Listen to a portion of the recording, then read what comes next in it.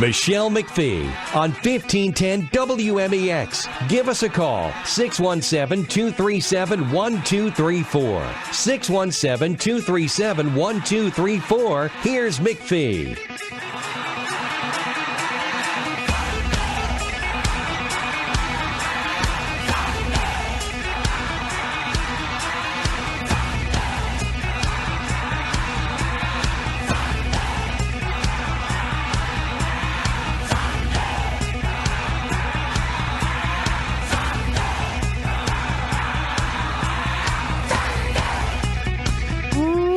Boston. This is Michele McPhee. We are 1510 WMEX. And my sources tell me that tomorrow there will be a Black Lives Matters protest at the State House.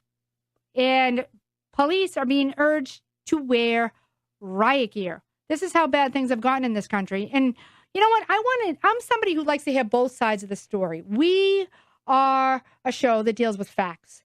And we want to hear from the people in Boston who are incensed, who feel the sting of discrimination, who have fought back against it. And one of those people is a longtime associate of mine, somebody I've known over the years as a crime reporter, somebody who has been very active in his community, and he is joining us right now. Jamarhl Crawford, it is a pleasure to have you on the Michele McPhee Show.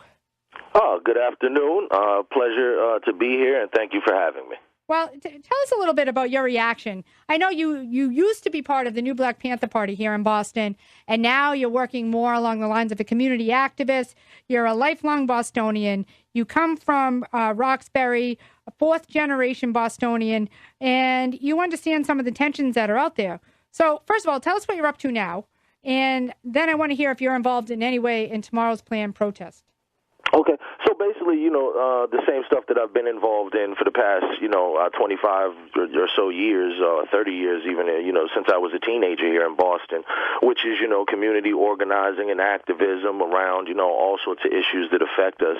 Primarily, I've focused on criminal justice issues dealing with problems like policing and incarceration and crime and violence and so on and so forth.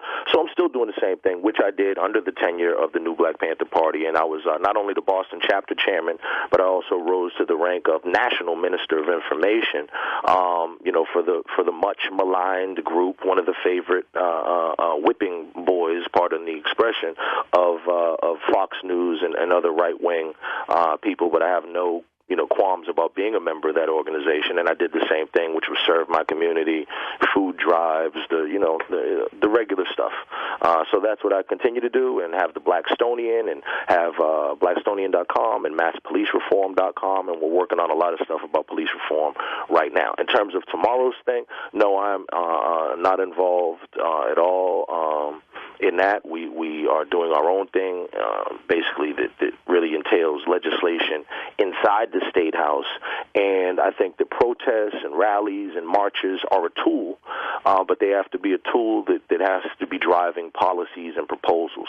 And I think that this movement is very high on emotion, but from what I've seen, my experience is very low on actual proposals and policies to deliver, and that's what I hope that they grow into and what I'd like to see more of. But I think that the media and a lot of people are making the mistake that Black Lives Matter somehow, there was some sort of election that they speak for all black people, and it's just not so. They're a very small segment. They're not even really an organization. They don't have membership cards. You can't fill out a form, an application to become a member. They don't have a cohesive foundational principles that guide them, so on and so forth. So I think that it's kind of much ado about nothing. And that's what's so interesting. With Occupy. And it's exactly like Occupy, because the same people are there. The ones that don't wash, they get locked up. They're for the most part, rich trust fund kids. One night I actually followed the founders of the Occupy Boston movement, the ones that were organizing it, and they actually had a room at the Intercontinental because, after all, they were trust fund kids. So they weren't sleeping in the tents. They were sleeping at the hotel. But Jamarhl Crawford, I think you bring up a very good point.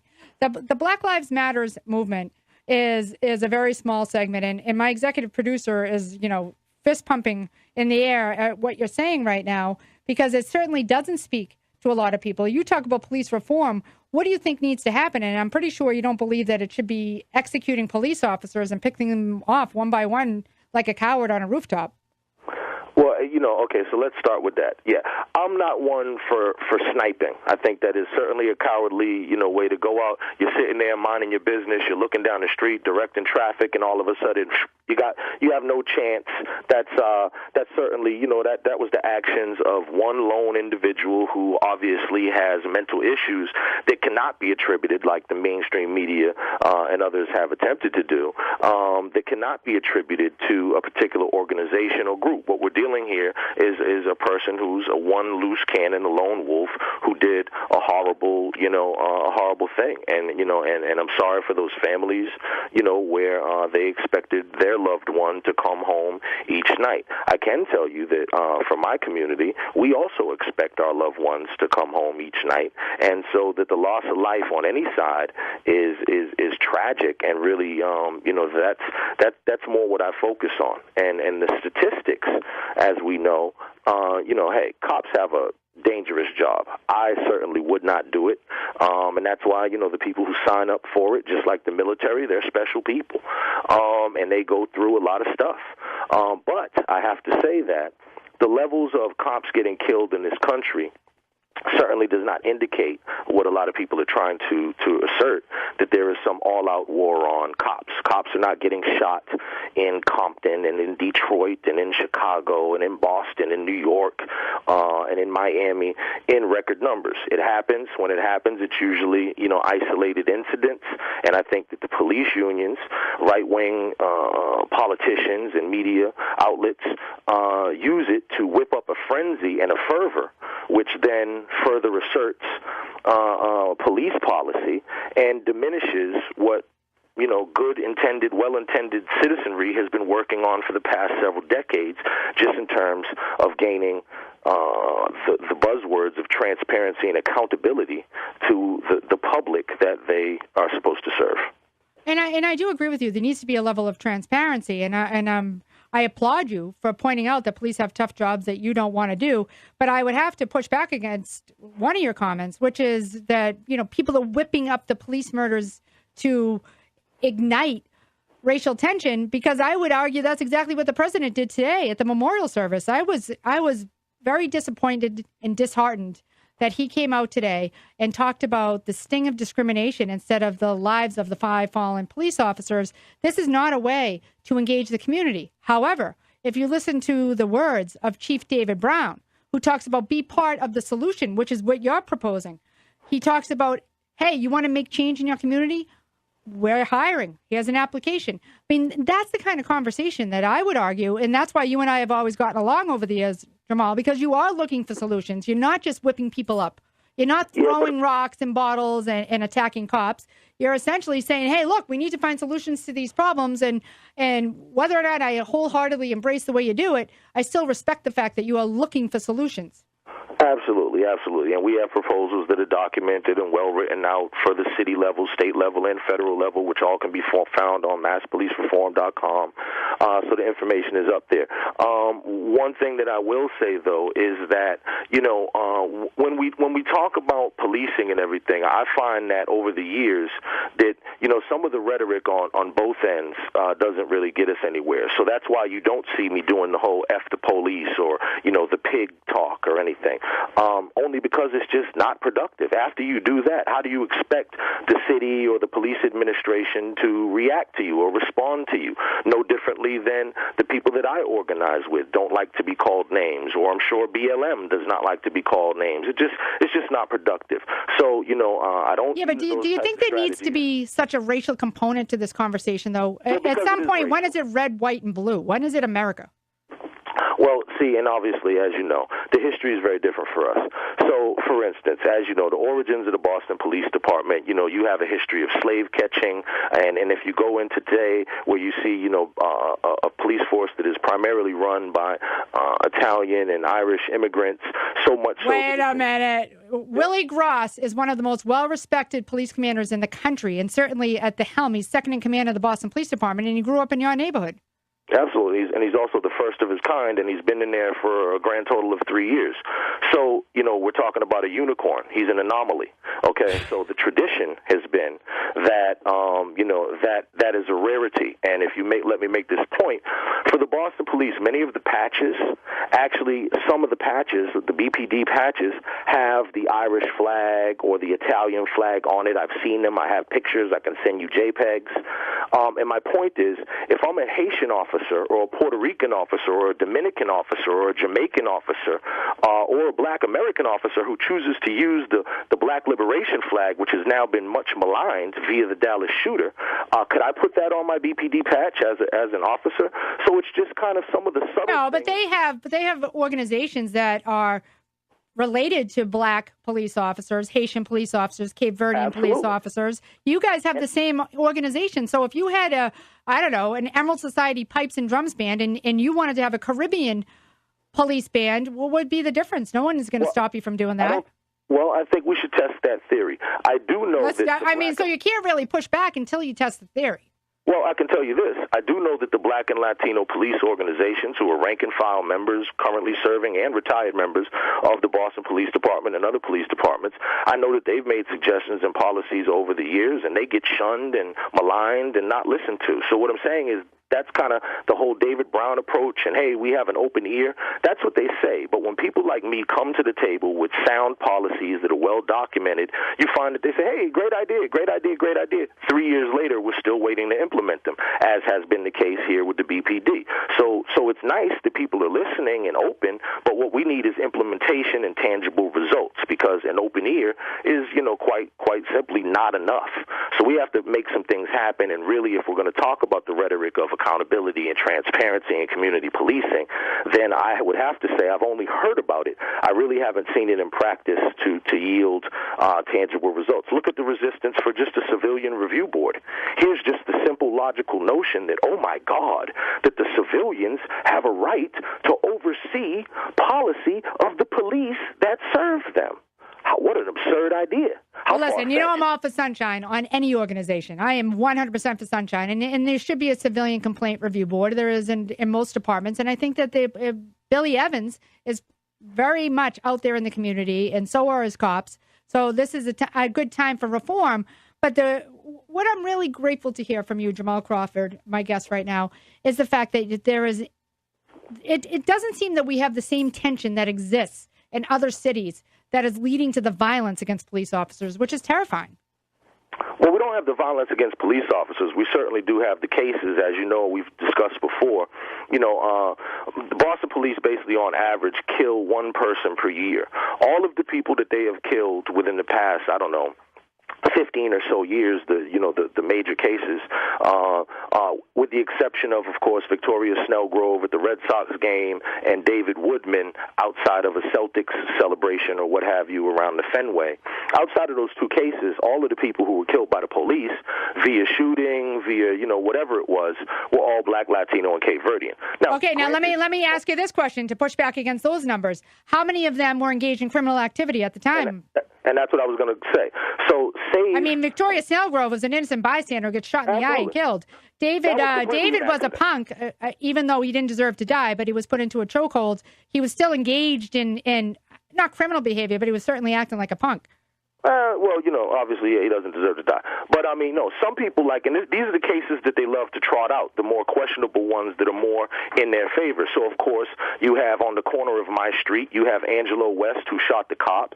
So now, there's really no justification, no case that could be made. And he was a career perp, and my recollection serves me correctly, wearing a GPS device, and he shot John Moynihan, a decorated Army Ranger, in the face. And that worked out, and that worked out in the favor of the BPD in terms of that story was more in their favor. But didn't one of your community members, one of your neighbors, walk up to Superintendent Willie Gross and tell him, and I quote, why don't you go back with your pigs in the pig pen? Yeah, that young man at that time was full of emotion and said something stupid, as we all have in our youth. And since then, they've had discussions that young man has seen the error of his ways, not in terms of his disagreement with how the police operate in his community, but in his choice of language and in disrespecting, an older man in this community. An older man who has dedicated his life to serving the city. Certainly. I mean, Willie Gross, by all accounts, everybody likes, Deputy Superintendent Chief Gross. Everybody, Deputy Superintendent, Chief Gross. Everybody likes him. Okay, but the question is not whether we like him or not. The question is, can we move policy? So things like the body camera thing that is languishing, we're waiting on that to finally come to fruition, and however that shakes out, the Civilian Review Board has been in discussion for the past 15 to 20 years. No progress on that. The co-op has been languishing without the support that it needs for I don't know how long. The complaint process is archaic. So we just, the reports, public information requests and so forth have been much, talked about and discussed in the press. So we can do better. We can do a lot better. And I think that what we need to do is just stop with the kind of, complaining on both sides and, put on our big boy pants and say we know we can do better, so let's just do better. It'll be better for everybody. Jamarhl Crawford, this is why you and I always got along. Because you are a solution-based guy, and I like where you're going with this. Let's have a conversation. Let's not throw bricks at cops. Let's have a conversation. Let's not just lock everybody up. I mean, there needs to be a little sway on both sides. Absolutely. I would love to see it happen. And as you know from working for a major newspaper for the years, one part of it that really does bother me is a lot of time the cops play innocent. And yes, there are a bunch of great people who work on the force. I know a lot of them. Okay, but also, too, we also have to admit, because it's been publicized in both the Herald and the Globe and, TV and radio and the like, all of these officers who repeatedly have a problem with, let's say, steroid abuse or drugs that go missing from the warehouse or domestic violence or the Uber driver or the, banana-eating jungle monkey cop or, people who have been like, Detective Keeler, who was much awarded but much maligned. All these type of cases, people who have multiple complaints against them, all these types of cases, I think that what we need to do is do a sanitization check. And everything that has really been a problem over the years, we need to take a serious look at it. Discipline, hiring, firing, promotion, the whole ball of wax. Sexism on the job. And I mean, women cops get it really bad because they're in a good old boys network, and it's like you're trapped in the varsity hockey, locker room all day. So there's a lot of stuff that we need to look at to really, examine the culture and make it better so that we have the first-class police force in the country that they are already claiming. They're claiming that they are the best, or at least one of the best. And what I'm saying is with the stuff that I know that has been publicized and documented in the newspapers, we cannot claim to be the best when there is this pattern of officers getting drunk and shooting each other and missing drugs and all this type of stuff that goes on. There's too much scandal, and we live in a town that has been too much disparaged by race. Look at the thing of the gentrification, the wealth gap. Clearly there are problems here in Boston, and to think that we have problems in Boston, but we don't have problems in our police force is just foolish. But the good news is that there's not any sort of movement that you know of right now to create acts of violence against police officers, the same acts that we've seen across the country, including one that left somebody paralyzed over the weekend in St. Paul, Minnesota. Absolutely. And who would know that? You would only know that if you were like dating this crazy person and you saw their crazy rants on an email or something. I don't know anybody who like that. Or, look, I don't think I do. But at any moment, how do you know if the person that you just saw at the bus stop this morning is going to take a nutty tonight? You don't know. People are on edge all over the place. I can definitely tell you here in Boston, I can't really recall any kind of organized effort, not even to, assault physically or, do more harm, like kill or shoot police here. But I can't even really think of any serious movement that was really attacking police in any kind of overly aggressive manner. What we have here in Boston is people such as myself who are, we're hitting them with paperwork. That's what we're hitting them with. Policy changes and recommendations and whatnot. And then occasionally you have these groups that spring up, the Occupies, and they're loud and they're boisterous and they're emotional and they're passionate.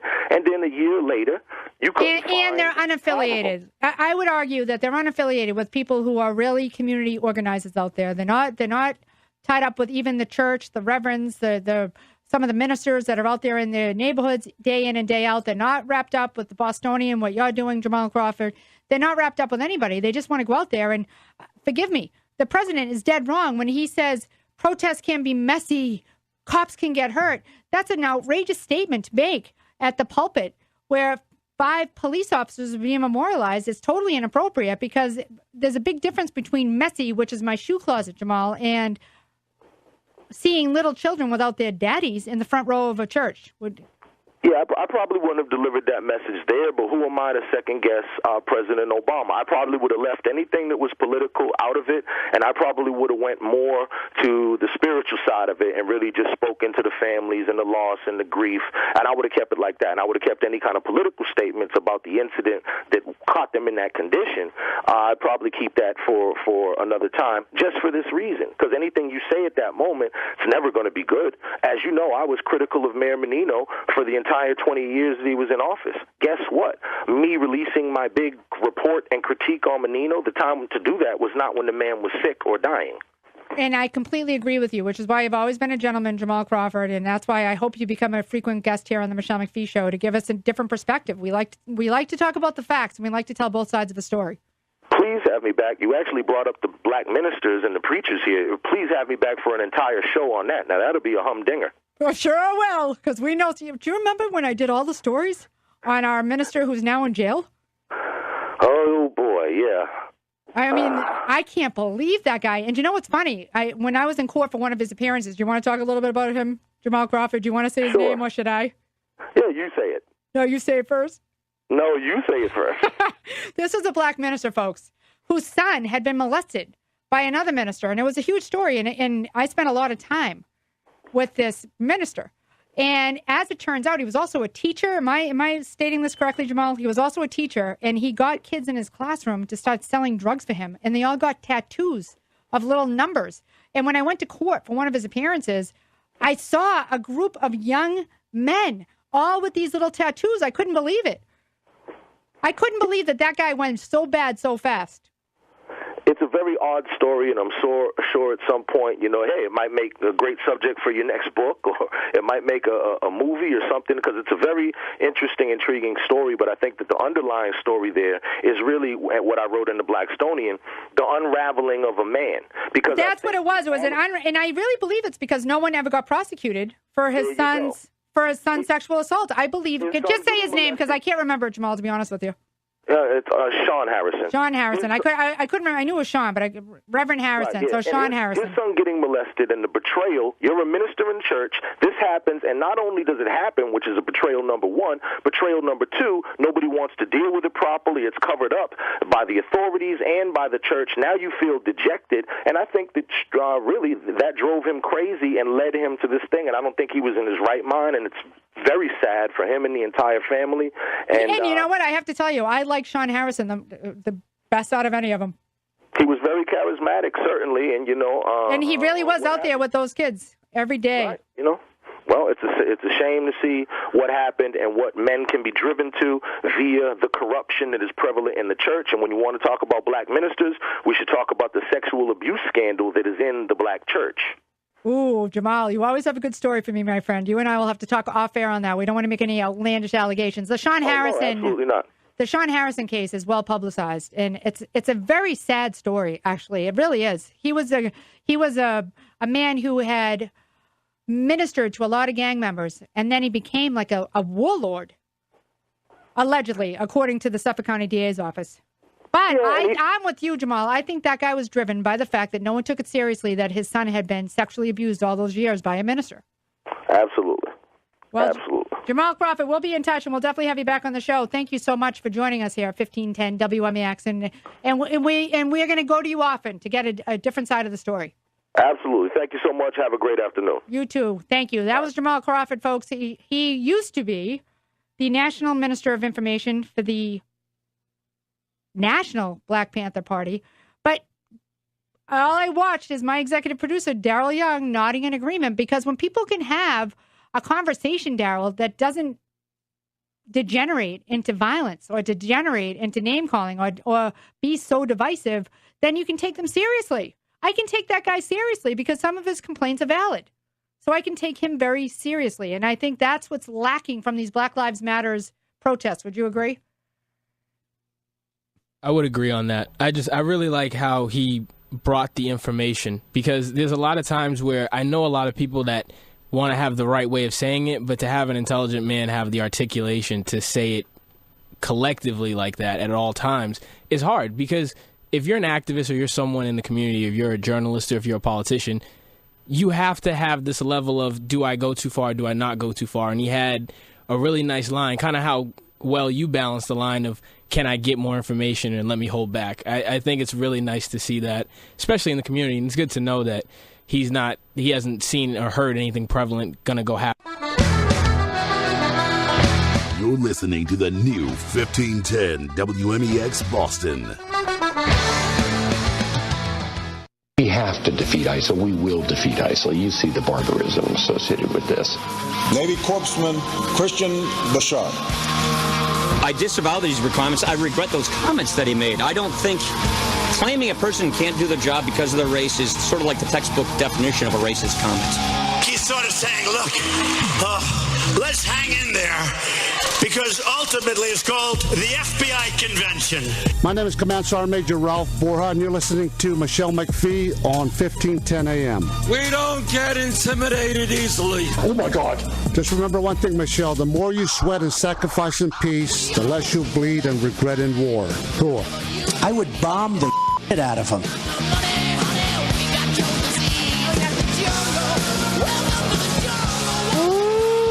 Welcome back, Boston. This is Michele McPhee. We are 1510 WMEX.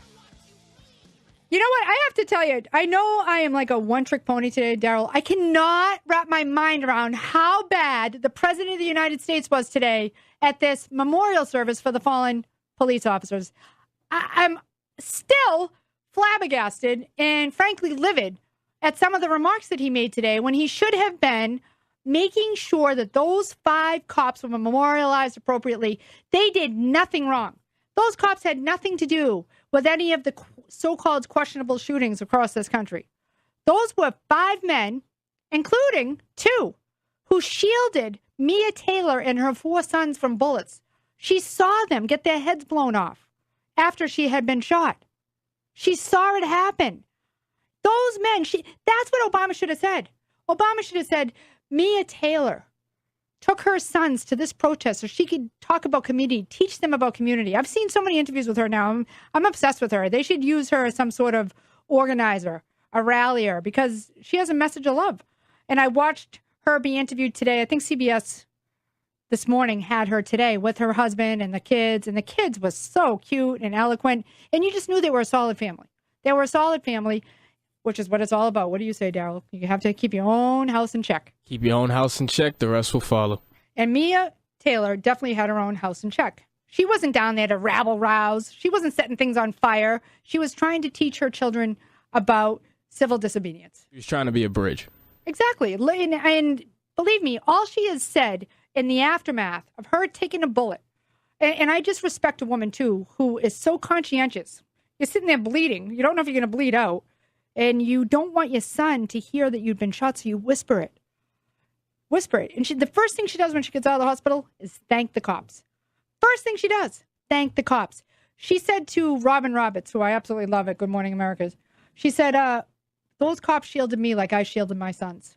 And I swear, Daryl, I started crying. I'm drinking my coffee. I'm having my espresso with coconut milk, being all yuppified, drinking my coffee in the morning.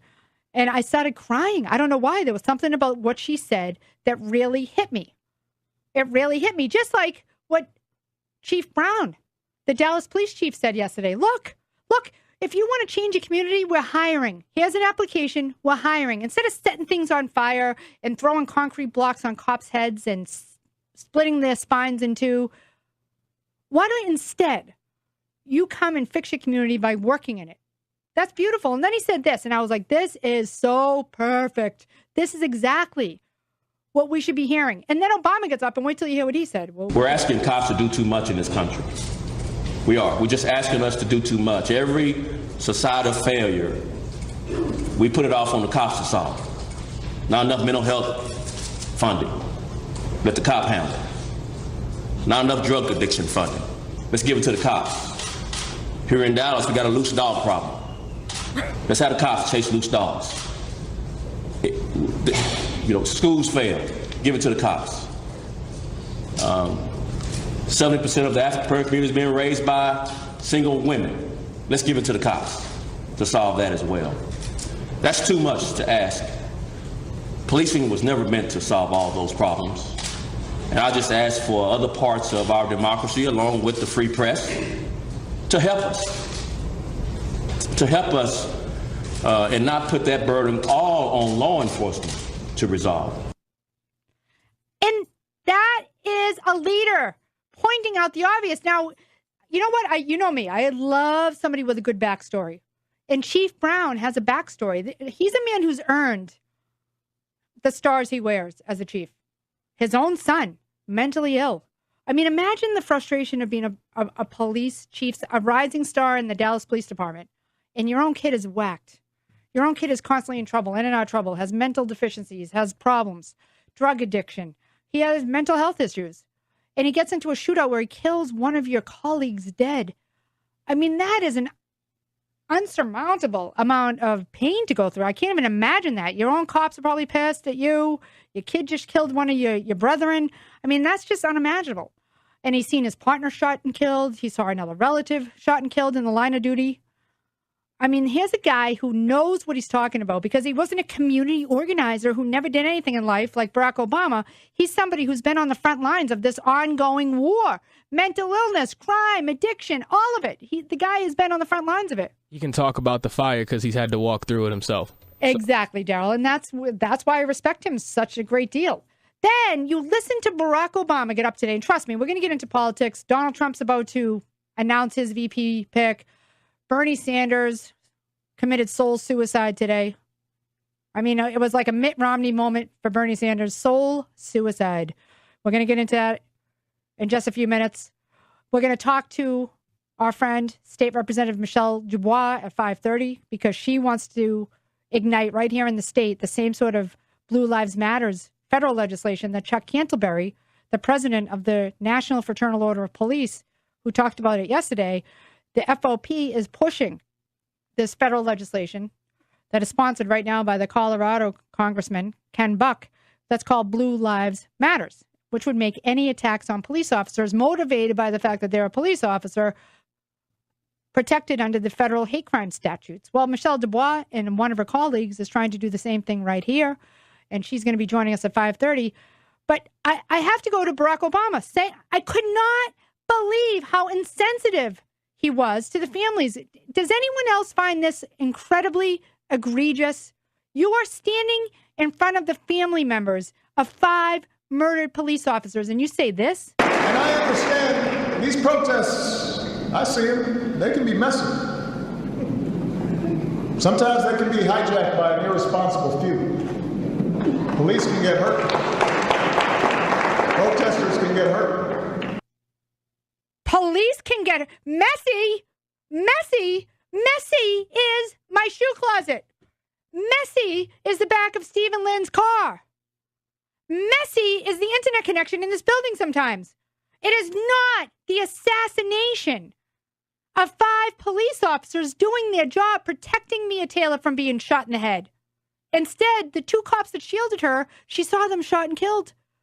Those people surrounded that woman, who, by the way, Barack Obama failed to mention, is one of the very people who he discussed, who may have in her life felt the sting of discrimination. So these cops surrounded this African-American woman and her kids and took 2 bullets to the head for it. And did he acknowledge that at all? I mean, Daryl, did you hear him talk about that story? How they surrounded a family and were killed for it? No. He only focused on the division aspect today, which is very, very odd. But again, he's a politician, and it's time. It's just time for a new president. I mean, honestly, it is crazy. So was anybody else? Because the meltdown is abundantly clear. It is time for the meltdown, the outrage of the day.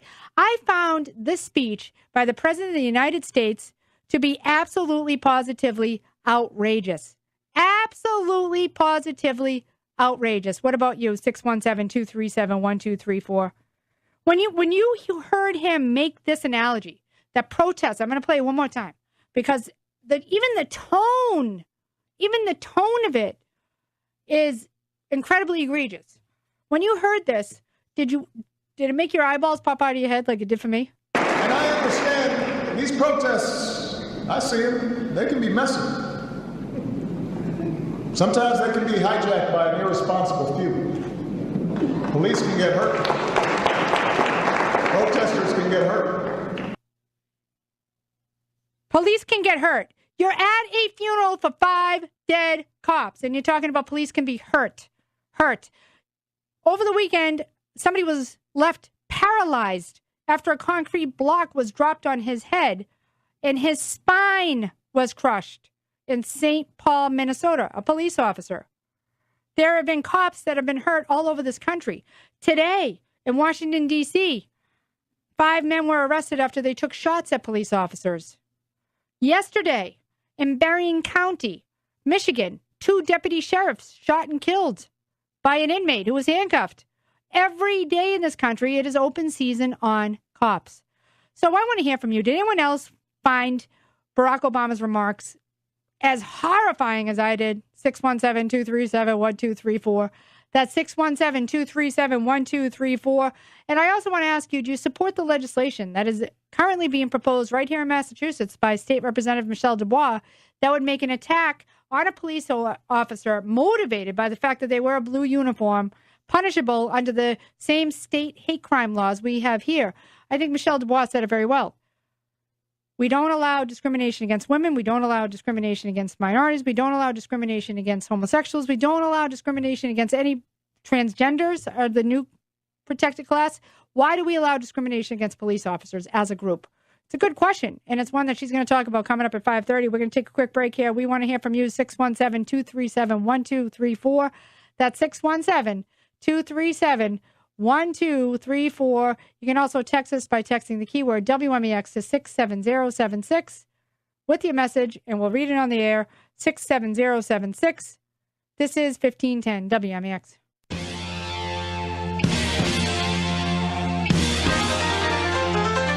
Michele McPhee on 1510 WMEX. Give us a call, 617-237-1234. 617-237-1234. Here's McPhee.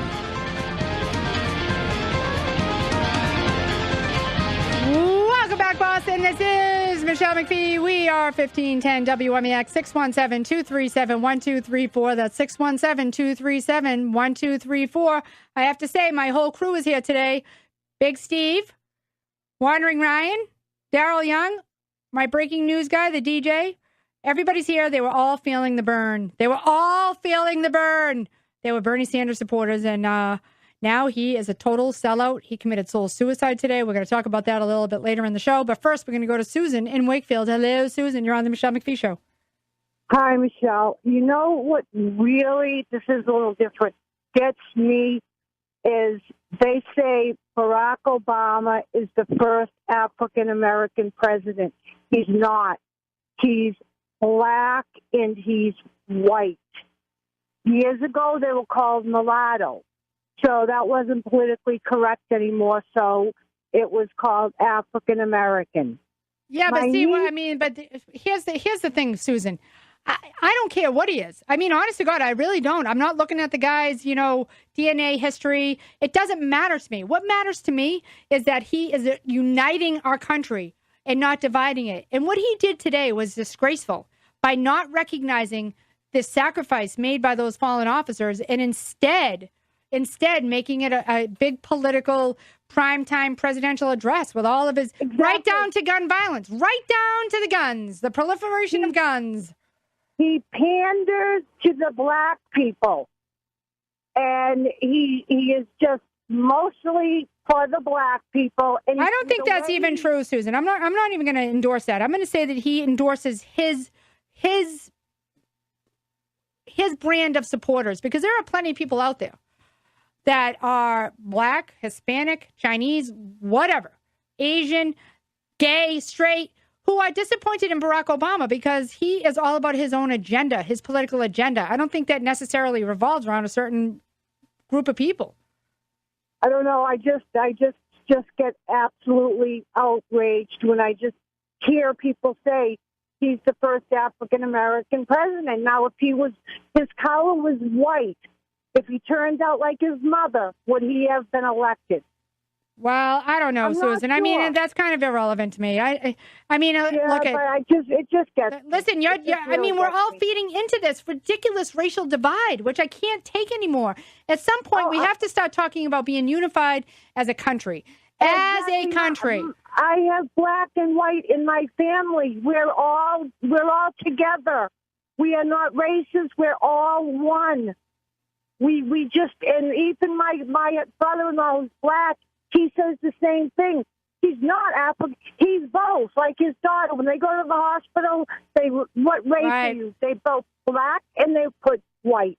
But you know what, Susan? It's so boring to talk about people's race. I'm bored of it. You know what I like to talk about? I'd like to talk about how we bring the country together. I'd like to talk about making sure veterans are taken care of. I'd like to talk about the fact that police officers have a target on their backs. And I'd like to talk about solutions. That's what I like to talk about. I am sick of. Thank you so much, Susan, for the call. I'm with you. I have to tell you, I can't take it anymore. I don't want to talk about people's race. It makes it is so irrelevant. It is irrelevant. I want to talk about how we can fix this freaking country that's falling into a toilet. And it's falling into a toilet bowl. And do you know why? Because no one has an ounce of spirituality. Nobody cares about one another anymore. It's the truth. It's the truth. I'm just sick of it. And even today, Barack Obama can quote, now, Daryl, this is your area of expertise, when he talked about Ezekiel. Yeah, when he transferred over, and he did it so pastoral-like, it was like for a minute I was taking notes, and I looked up, and I had to check for a minute that I was talking to a president, not a pastor, because the way he did it was so smooth. It was like, and if you go to Ezekiel, chapter such and such, I'm like, you sound just like my dad in the morning on Sunday. I was like, all right, okay, it's a good quote, but it's not appropriate. Listen, it was mainly inappropriate, but just the way he transitioned was just, what? Do you know why? Because he's a chameleon. He is a chameleon. He just appeases. He never has a message. The guy talks in these vague ideas instead of facts. I mean, listen, Daryl, you just heard me have a conversation with Jamarhl Crawford, which I'm sure drove every cop I know out of their minds. Out of their minds. But guess what? I can have a conversation with him because he's not maligning police officers. He's not maligning any particular race. Even though, let's face it, you could argue that Jamarhl Crawford's a little racist because he is one of these guys that believes in the Bostonian, the Black Bostonian, the new Black Panther Party.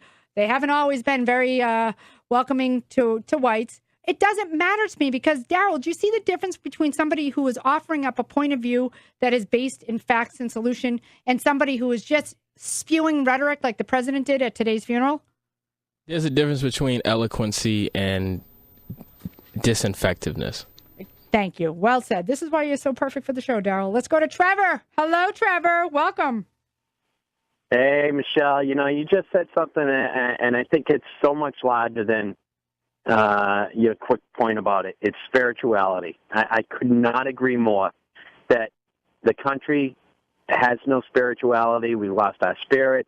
People have nothing to believe in, and that doesn't have to be religion. It's just what you said. It's spirituality. I mean, that's why that woman, Mia Taylor, was so moving to me because I saw how she lived, how she acted as a mother, and I saw her interact with her children, and I saw her thank the police. David Brown. This is a man who overcame obstacles that are unimaginable. His mentally ill son, which is code for drug addicted son, kills a cop while he's the police chief. Mm-hmm. How do you overcome something like that? How do you overcome and still be that man who has behaved with the utmost dignity and honor since 5 of his men were shot and killed? Michelle, I can't even remember how many others were wounded. That's how bad it has become in this country.